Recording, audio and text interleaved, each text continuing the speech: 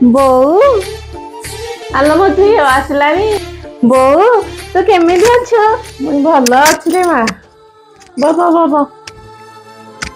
ଆଉ ତୋ ଶାଶୁ ଘରେ ସବୁ ଭଲ ତ ମା? ବୋଉ ତୁ ଜାଣିଛୁ ତୋ ଜଇନା ମତେ ବହୁତ ଭଲ ପାଉଛନ୍ତି।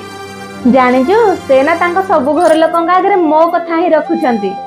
ଯାହା ହଉ ମୋ ଜଇଁ କେତେ ଭଲ। ହେଲେ ଆଜିକାଲି ୟାର କଣ ହେଇଛି କେଜାଣି?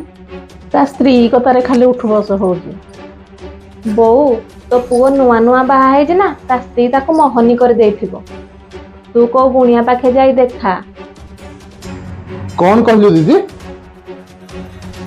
ତୋ ସ୍ୱାମୀ ତ ସବୁ କଥା ମାନିବାଟା ସେଟା ତାଙ୍କୁ ଭଲ ପାଇବା, କିନ୍ତୁ ମୁଁ ମୋ ସ୍ତ୍ରୀର କଥା ରଖିଲା ବେଳକୁ ତୁ କହୁଛୁ ସେ ମତେ ମହନୀ କରିଦେଇଛି ନା। ବା ଦିଦି ବା, ତୁ ପୁଣି ବୋଉକୁ କହୁଛୁ କୁଆଡେ ସେ ଗୁଣିଆ ଦେଖେଇବ ନା।